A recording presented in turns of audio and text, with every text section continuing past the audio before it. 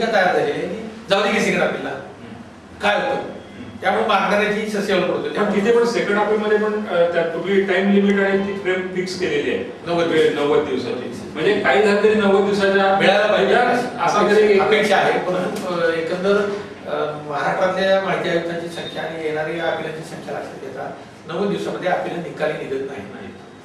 खूप मोठा स्पॅन एकाच म्हणजे मला वाटतं कोळेकर हे पुणे विभागाचे आहेत. सुरेश जोशी मुख्य माहिती अधिकारी आहेत. नागपूरला काही आहेत, काही नाशिकला आहेत, अमरावतीला आहे. परंतु विभागीय कोकणाला काही पाहिजे अजून विभागीय माहिती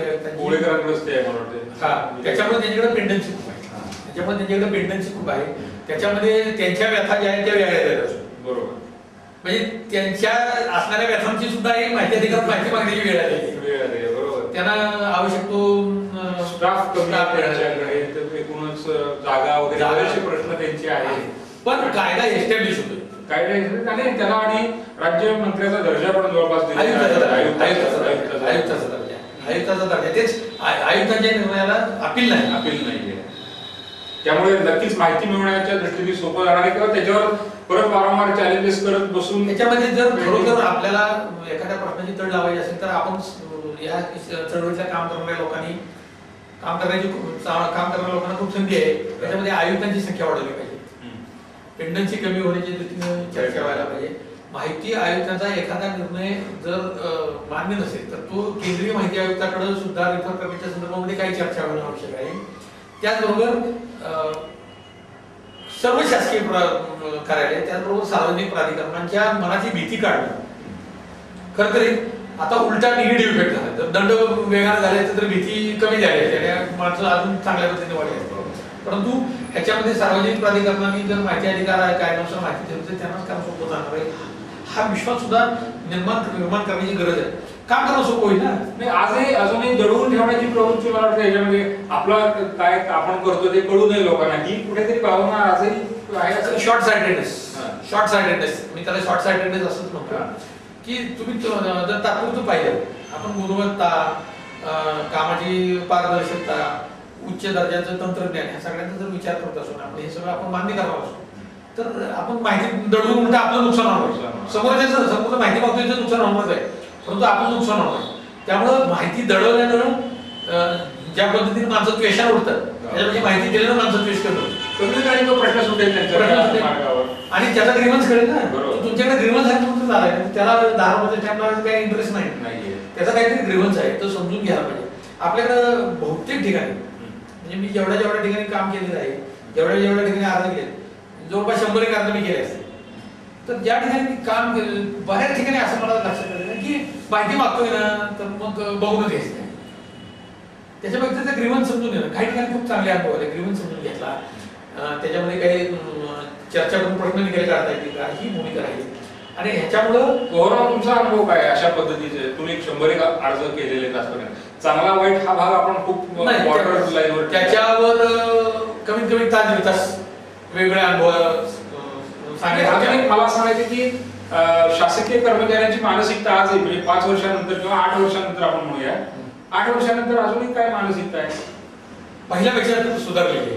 म्हणजे आपण ज्या पद्धतीनं नवीन पिढी येते प्रशासनामध्ये आपण राष्ट्रवाद वगैरे सगळ्या गोष्टी करतोय ना परंतु तो राष्ट्रवाद इम्प्लिमेंट करणारी तरुण पिढी येते. म्हणजे उदाहरणार्थ काश्मीरला महाराष्ट्रातली काही तरुण पिढी जाते त्यांच्या समोर चांगले आदर्श आहेत आणि ते माहिती देण्याची सकारात्मक त्यांच्याकडे आहे आणि त्यामुळे नक्कीच माहिती मिळते तेव्हा प्रश्नांचे मी थोडं त्याच्याकडे सकारात्मक असं बघतो. 1947 1950 2002 2005 1950 ते 2002 ह्या 52 वर्षापूर्वी वाट पाहिजे. बरोबर. त्या 52 वर्षात लोकांना अन्याय झाले म्हणजे खरं तर त्यांना नमस्कार करायला पाहिजे. यांनी अन्याय सहन केला. 2005 ते 2010 या 5 वर्षामध्ये आपण ज्या पद्धतीने मजल मारले त्या अधिकार कायद्याच्या त्या बरोबर त्याच्या अंमलबजावणी येती 5-10 वर्ष ही अंमलबजावणी वेगानंच व्हावी लागेल. परवा नाना पाटेकरची मुलाखत पाहिल्यानंतर मला ते जाणवलं. नाना पाटेकर असं म्हणाला की जर तुम्ही हे केलं नाही तर हे तुम्ही लुटलेलं आहे. लोक एक म्हणून मारतील ओले तुम्ही सुक्याबरोबर ओल्याबरोबर सुक्याबरोबर असं नाना पाटेकर म्हणाला. ह्याच्या पाठी मग हे माहिती असेल ती व्यवस्थित देणं माहिती असेल व्यवस्थित देणं नियमानुसार चालणं, सगळ्यांना समान ते भांडवलशाही डोक्यातली काढली पाहिजे आपल्याला. सगळ्यांना चांगल्या त्या मेरिटवरच आपल्याला चर्चा करायला पाहिजे. जर आपण मेरिटवर चर्चा केली नाही तर आता मीडियामुळं कुणी काही म्हणून, प्रिंट मीडियामध्ये, इलेक्ट्रॉनिक मीडियामुळं लोकांच्यामध्ये सिलेक्टिव्हिटी आलेली आहे. 50-100 चॅनल हातात आहे ज्यांना काहीतरी चांगलं करून दाखवायचं, ज्यांना कुठेतरी अन्यायविरुद्ध लढायची ह्या गोष्टी ते बघतात, ते त्याचा चांगल्या पद्धतीने वापर करतात. तेव्हा 47, 50, 2002, 2005 आणि 2005 ते 2010 या 5 वर्षामध्ये मी अनुभव आले मला, त्या अनुभवावर आपण बोलणार आहोत. परंतु या 5 वर्षामध्ये जी माहिती अधिकार काढण्याची जो टप्पा आहे तो टप्पा आपण चांगल्या पद्धतीनं म्हणजे एकूण 52 वर्ष एकीकडे आणि 5 वर्ष एकीकडे. साहजिक आहे की 52 वर्षाचं जे काही आपल्यावर थर साठले असतील ते 5 वर्षात एकाएकी संपूर्ण मानसिकता बदलणं शक्य नाहीये.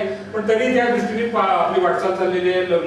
नवीन लोक जी येत आहेत, जे शासकीय अधिकारी येत आहेत, त्यांना याचं नक्कीच माहिती आहे. आणि त्यामुळे आता ह्या परत आणि थोडंसं आपण ह्याच्यामध्ये जाऊया खोलामध्ये की वेगवेगळ्या पद्धतीने माहिती घेत असताना त्या माहितीचं तुम्ही काय उपयोग करता वगैरे असं काही सांगण्याचं बंधन आहे का? काही गोष्टी लोकांनी मला असे विचारले की आम्ही माहिती घेतली तर कशाकरता माहिती पाहिजे, असा साधा प्रश्न सुद्धा त्या माणसाच्या मनात गोंधळ करणार आहे की आपण कशाकरता माहिती वापरतो हे सांगणं आपलं. महाराष्ट्राचा 2002चा जो कायदा होता त्याच्यामध्ये तुम्ही माहिती कशासाठी मागता त्याचं कारण लिहिण्याचं तुमच्यावर बंधन होतं.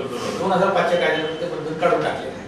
त्याच्यामध्ये बंधन काढताना केंद्र शासनाने असा विचार केला की जर अशी तुम्ही माहिती मागता हे जर समोरच्याला कळवलं होतं तुम्ही माहिती देणार नाही, म्हणून माहिती देण्याचं बंधन नाही.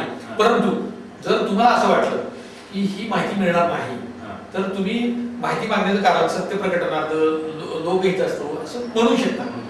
म्हणजे माहिती टाळताना एखादं त्याला मुद्दा म्हणून टाळेल तर मी ह्या कारणासाठी होती, ह्या लोकहित कसं आहे हे तुम्हाला फर्स्ट अपील किंवा सेकंड अपील मध्ये तुम्ही तुमच्या अपील मेमोमध्ये सांगू शकता. पण असं बंधन नाही तुमच्यावर की कारण सांगायचं बंधन नाही, कारण सांगायचं फक्त मला माहिती मिळायला पाहिजे हे पहिलं तुमचं तत्व असेल आणि ती देणं त्यांना बांधीलकारक आहे. जसं मी म्हणतो ऑफिशियल सिक्रेट ऍक्टचा गैरवापर झाला 1950 मध्ये आपण आपल्या घटनाकाराने आपल्याकडे पॉझिटिव्हली पाहिलं. तसं 2005चा कायदा करताना, माहिती अधिकार कायदा करताना ही जी मंडळी होती, मला ही नावं सांगितली, केजरीवाल असतील, अण्णा हजारे असतील, शैलेश गांधी असतील, विवेक लिंकर असतील, शिवाजी राऊत असतील, या सगळ्यांचा दृष्टिकोन व्यापक आहे की माहिती मागणारा माणूस हा चांगल्याच कामासाठी माहिती मागणार आहे आणि त्यानं तसं माहिती दिली तर त्याला त्रास होण्याची शक्यता आहे. तेव्हा त्यांनी कायद्याचं जे माहिती मागण्याच्या कारणाचं जे बंधन होतं ते त्यांनी काढून टाकलेलं आहे. तर श्रोतो, हे होते डॉक्टर धनंजय देवी. माहितीच्या अधिकाराचा त्यांनी अभ्यास केलेला आहे आणि आपण बघतोय 100 त्यांनी अर्ज केले आणि त्यातनं माहिती त्यांनी मिळवली आहे. ही चर्चा अशीच पुढे सुरू राहणार आहे. कशा पद्धतीने त्यांनी माहिती मिळवली, कशा पद्धतीने त्याचा वापर केला आणि प्रत्यक्ष त्यांचे अनुभव त्याच्यामधले काय. आपण शिवाजी राऊत आपल्या इथे आहेत, त्यांनाही शक्य झालं तर आपण त्यांच्याशी चर्चा करणार आहोत या संदर्भामध्ये आणि सर पण असतील. या दोघांच्या चर्चेतून आपल्याला नक्की आपल्या हक्काचं जे असेल उत्तरदायित्व जो आहे आणि त्या व्यवहारात पारदर्शकता असणं हा सगळ्यात महत्त्वाचा भाग आहे. आणि एक गोष्ट नक्की आहे की आपण जी माहिती वापरतोय ती सकारात्मक आहे किंवा एक रचनात्मक पद्धतीने काहीतरी विधायक कामासाठी आपण वापरतोय आणि त्याचा इतर आपल्यानंतर इतरांना उपयोग होणार आहे हा सगळा विचार करून आपण ती माहिती घेतोय, माहिती पुरवतोय आणि लोकांच्यासाठी त्याचा फायदा करतोय. मला वाटतंय हाच जर काही आपल्या मनात ठाम विश्वास असेल, एक चांगलं काही करतोय ह्याची आपल्याला आपल्या जवळ खात्री असेल तर माहिती मागायला, माहितीचा उपयोग करायला काहीच प्रश्न आणि मागताना भीती वाटणार नाही. तर ह्याच्या पुढच्या भागामध्ये आपण कशा पद्धतीने माहिती मागितली जाते, काय काय अनुभव त्याच्यामध्ये येतात आणि एकूणच ती सिस्टीम कशी आहे या संदर्भात आपण चर्चा करणार आहोत. आज पुरते एवढं. नमस्कार. नमस्कार.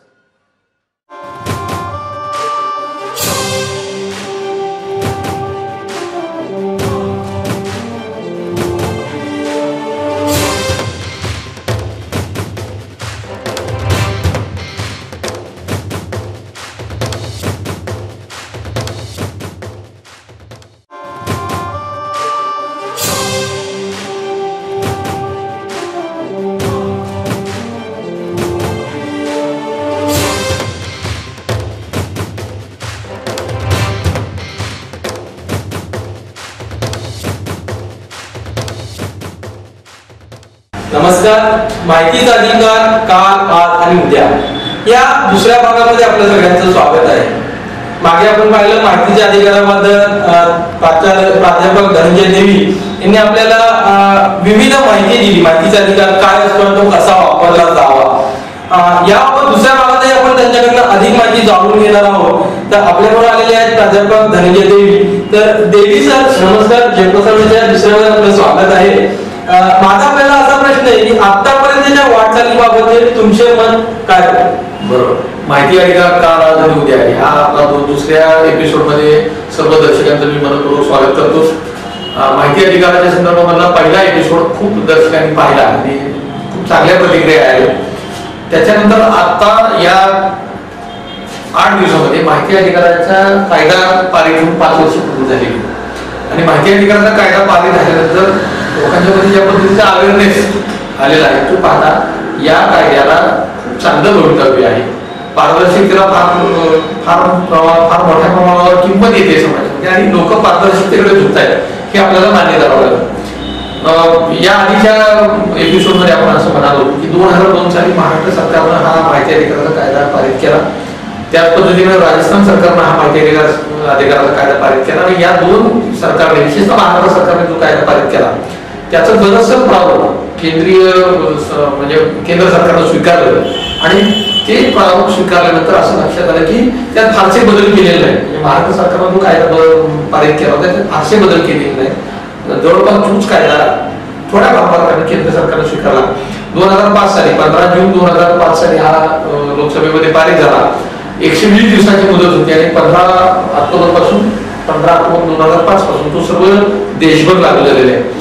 या 5 वर्षामध्ये मी वारंवार असं म्हणतो की 1947 साली भारत स्वतंत्र झाला, 50 साली आपली घटना मान्य झाली, 1950 ते 2005 आणि 2005 ते 2010 या 5 वर्षाच्या कालखंडाचा विचार करताना सातत्यानं सर्व लोकांच्या बरोबर असं म्हणतो की 50 ते 2005 या 55 वर्षाच्या कालखंडामध्ये समाजाला माहिती मिळत नव्हती.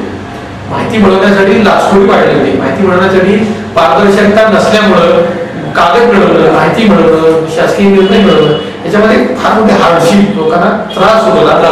आता केंद्र सरकारच्या या माहिती अधिकाराच्या कायद्यामुळं ज्या काही गोष्टी त्यांनी त्याच्या वेबसाईटवर किंवा त्या आयोगात त्या सार्वजनिक प्राधिकरणाने समोर ठेवायच्या त्या बऱ्याचशा ठेवण्याच्या दृष्टीने हालचाल चालू झालेली आहे. मला हे अजिबात मान्य नाही की 100% कार्य झालेले, परंतु 50 ते 2005 आणि 2005 ते 2010 याच्यामध्ये या संदर्भामध्ये परवा विविध वाहिन्यांच्यावर जी काही चर्चा ऐकायला मिळते आणि एकंदर समाजामध्ये वापरताना हे लक्षात येते की लोकांच्या मध्ये अवेअरनेस आहे. महाराष्ट्रात महाराष्ट्र याबाबत प्रगतिशील राज्य आहे हे मान्य होते कारण की महाराष्ट्रात सगळ्यात जास्तीत जास्त अर्ज आहे आणि या अर्जाचा निपटारा पण फार वेगानं होतोय. लोकांच्या मध्ये जागृती निर्माण झालेली आहे. तेव्हा या वाटचालीबाबत शेवटी कुठलीही वाटचाल ही 100% होत नसते. कायदा एस्टॅब्लिश होणं, कायद्याची माहिती निर्माण होणं, कायदा वापरण्याची क्षमता तयार होणं आणि तो कायदा वापरल्यानंतर होणाऱ्या परिणामांना तयार व्हावं लागणं या सगळ्यांचा विचार करता ही वाटचाल फार चांगली जरी नसली तर खूप वाईट आहे किंवा टाकाऊ असं म्हणता येणार नाही. आपण मध्यम मार्ग देशाच्या मानाने महाराष्ट्रामध्ये जास्त प्रमाणात इतर राज्यांच्या मानाने महाराष्ट्रामध्ये माहिती अधिकार कायदा चांगल्या पद्धतीने वापरला गेलेला आहे. चांगल्या पद्धतीने त्याचे इम्प्लिमेंटेशन झालेलं आहे. सुरेश जोशी मुख्य माहिती आयुक्त म्हणून काम करत होते. आता कोकण, पुणे, नाशिक या ठिकाणी माहिती आयुक्त काम करत होते. अजून 3 ठिकाणी त्यांनी माहिती आयुक्त नेमलेले आहेत. विभागीय माहिती आयुक्तांची संख्या वाढते आणि समाजाकडून म्हणजे बरेच वेळा नाना पाटेकरांची किंवा काही चांगल्या लोकांची मुलाखती बघताना लोकांच्याकडे क्रांती घडत आहे. क्रांती म्हणजे रक्तहीन क्रांती अशी अपेक्षा आहे आपल्याला. लोकांना क्रांती आहे कारण की विशिष्ट वर्गाकडेच संपूर्ण माहिती आहे, विशिष्ट वर्गाकडेच काही भ्रष्टाचार माझ्या मध्ये थोडासा कंट्रोल मध्ये आला ह्या माहितीच्या. या माहिती आयुक्त म्हणजे हबीबुल्ला आपले जे पहिले माहिती आयुक्त होते आता शैलेश गांधी आहे, या सगळ्यांनी याच्यामध्ये अभ्यास केला. जवळजवळ 30 ते 40% भ्रष्टाचाराला लगाम बसलेले असं त्यांचं मत झालं. त्याचबरोबर आणखी पुढचा लोकांची मागणी येणार आहे की हा जो माहिती अधिकाराच्या कायद्याची व्याप्ती आहे ही फक्त सार्वजनिक प्राधिकरणाने जी लागू होते ती कंपन्यांना सुद्धा त्याच प्रमाणात लागू व्हावी, ज्याच्यामुळं माहिती अधिकार कायद्याची व्याप्ती वाढेल आणि काही कंपन्या खरोखर चांगलं काम करतात. काही कंपन्यांमध्ये कामगारांची खूप हॅरेसमेंट होते, त्यांचं दाखवतानाच पगार वेगळा दाखवला जातो आणि दिला हातात वेगळा जातो, अशाही घटना खूप घडतात आहे. तर ह्या दृष्टीने त्यांनाही याची मदत फारशी होऊ शकते, खूप मदत होऊ शकते. त्याचबरोबर प्रॉफिटेबिलिटी म्हणजे फायदा किती असावा, उत्पादन क्षमता किती आहे, उत्पादनाची किंमत काय आहे आणि तो निर्माण झालेलं उत्पादन ग्राहकांच्या पर्यंत जाताना जो काय मधला फरक आहे तो खरोखर आवश्यक आहे का. म्हणजे कुठलाही मनुष्य असं म्हणणार नाही की कमीत कमी किंवा नफा न जाता चॅरिटेबल पद्धतीने व्यवसाय करावा, परंतु असं निदर्शनास आलेलं आहे की ज्या गोष्टीमध्ये प्रचंड प्रमाणात नफेगिरी होते आणि तो नफा समाजापर्यंत पोहोचत नाही. त्यामुळं अण्णा हजारेंच्या पासून माहिती अधिकार कायद्यामध्ये काम करणाऱ्या चळवळीतले कार्यकर्त्याचं म्हणणं असं आहे, त्यात मी सांगितलं आहे की हा कायदा कंपन्यांना सुद्धा लागू व्हावा.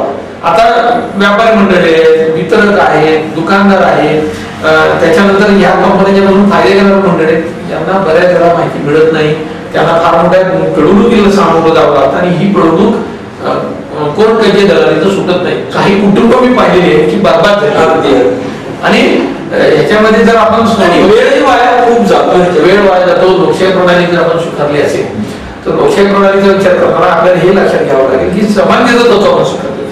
एका माणसाकडे खूप अधिकार एकवटलेले, दुसरा त्या अधिकारात म्हणजे त्यानं त्या अधिकाराचं किंवा त्या स्वातंत्र्याचं स्वातंत्र्य मला मिळावं किंवा त्या स्वातंत्र्याचा एखादा थेंब माझ्या तोंडात पडावा, या भूमिकेतून आपण राहू नये. किंवा माहिती अधिकार कायद्याच्या वाटचालीबाबतचं माझं मत असं आहे 2005 ते 2010 याच्यामध्ये ही वाटचाल चांगली आहे, ती सर्वोत्कृष्टकडे जाण्याचा आपला ध्यास असला पाहिजे आणि त्या ध्यासाच्या दृष्टीने आपण प्रयत्न करूया. 5 वर्षामध्ये तुमचा अनुभव, तुमच्या कार्याच्या अंमलबजावणीतील आजची स्थिती काय वाटचाल, तर ह्या संदर्भात 2002 साली जेव्हा हा माहिती अधिकाराचा कायदा आला, म्हणजे केंद्रीय माहिती अधिकार कायदा येण्यापूर्वी महाराष्ट्र सरकारचा कायदा आल्यापासून मी हा माहिती अधिकार कायद्याचा वापर करतोय. त्यातला एक अनुभव फार चांगला आहे. भारतातल्या एका प्रसिद्ध कंपनी विरुद्ध सातारा जिल्ह्यातून काही आंदोलन मी सुरू केलं होतं. तर ते या निमित्तानं मला साताऱ्यातल्या मीडिया, वृत्तपत्रकार आणि साताऱ्यातल्या सामाजिक कार्यकर्त्यांचं अभिनंदन करावं वाटतं, कारण की तो जो विषय मी मांडला होता तो विषय फायनान्स कंपन्यांच्या संदर्भामध्ये होता. त्याच्यामध्ये माझी मुलाखत 45 मिनिटाची प्रसिद्ध झालेली आहे. त्याच्यावर आपण एखादं चर्चा त्याच्याबद्दल बोललं. फायनान्स कंपन्या बऱ्याचशा आपल्या इकडच्या सुशिक्षित तरुणांना फसवून चालल्या आहेत, बऱ्याचशा लोकांना फसवून, तर यामध्ये आपण एक वेगळ्या जाऊया. तर तो 2002चा जो कायदा महाराष्ट्र सरकारने घेतला, त्या कायद्याचा वापर करताना मी सातारच्या DSP-नं सातारच्या माहिती म्हणजे पोलीस कचेरीला एक अर्ज दिला होता. तो त्यांनी काही माहिती पूर्ण देता येत नाही त्याचा फायदा घेऊन त्यांनी DSP-ना अर्ज दिला. DSP-नी पूर्ण माहिती न दिल्यामुळे मी पुन्हा विभागीय म्हणजे सातारा, सांगली, सोलापूर, कोल्हापूर या 5 जिल्ह्यांचे जे या परिक्षेत्राचे जे प्रमुख आहेत त्यांच्याकडे मी अर्ज केला होता आणि त्यावेळी मला माहिती अधिकार कायद्याची पावर कळाली. अच्छा. त्यांनी माहिती अधिकार कायद्याचं अपील मला जेव्हा दिलं तेव्हा मी म्हटलं की हे बरोबर नाही. मी अपील फेडरल त्याला रिझनिंग दिलं. ते रिझनिंग दिल्यानंतर त्यावेळी पाठक होते, तर ते म्हणजे की तुम्ही कोल्हापूरला आहे. मी कोल्हापूरला येऊ शकत नाही. तुम्हाला जर या माहिती अधिकार कायद्याच्या नोंदमध्ये अपील सुनवाई ठेवायची असेल तर मी माझ्याकडे या विषयावर आता खर्च करायला पैसे नाही, या विषयावर खर्च करायला पैसे नाही, तर तुम्ही मला इथं माहिती दिली पाहिजे. तेव्हा ते सातारला आले होते. त्या दिवशी सातारच्या कर्मचारी, पोलीस कर्मचारी खूप चांगलं सगळं दिलं आणि मी SP ऑफिसला बसलो. तर त्यावेळी इतकी चांगली ट्रीटमेंट मला द्यावं लागली, म्हणजे as well I am VIP. पण आपल्या त्या ट्रीटमेंटचा विषय सोडा, पाटील साहेबांनी ऐकून घेतलं आणि ऐकून घेतल्यानंतर त्यांनी लक्षात ठेवलं. त्याच्यानंतर मांडरदेवची घटना घडली. मांडरदेवच्या घटनेमध्ये इतर कार्यकर्त्याच्या बरोबर आम्ही तिथे गेलो. तर पाटील मला तिथे भेटले आणि म्हणाले तुम्ही इथं पण आहे. पण मी पोलिसांचा मित्र आहेच, कारण की पोलिसांची जशी एक बाजू आहे तशी दुसरी पण बाजू मला माहिती आहे. आणि त्यावेळी आपले सुपेकर साहेब होते, खूप मंडळी तिथे होते मांडरदेवला. आणि त्या माहिती अधिकार कायद्याच्या 2002च्या अंमलबजावणीपासून या कायद्याची महत्त्व मला लक्षात आलं. दुसरा एक अतिशय मजेशीर प्रसंग मला सांगावं वाटतं की माहिती अधिकार कायद्यामध्ये खोटी माहिती देणं हे किती धोकादायक असू शकतं. छोटं उदाहरण प्रातिनिधिक सांगतो. एका म्हणजे थोडंसं पात्र बदलली जातं असं समजूया आपण, याच्यामध्ये आपल्याला मला दुखायचं नाही. तर एका माणसावर काही कारणामुळे पोलीस स्टेशनला कंप्लेंट झाली. ती कंप्लेंट झाल्यानंतर पोलिसांनी बोलून घेऊ, पोलिसांनी ती कायद्याची तक्रार ऐकल्यानंतर दुसरी बाजू ऐकून घेतली आणि त्या तक्रारीवर लिहून दिलं 14 दिवसात की हा सदर वाद हा एकमेकाच्या संदर्भातला आहे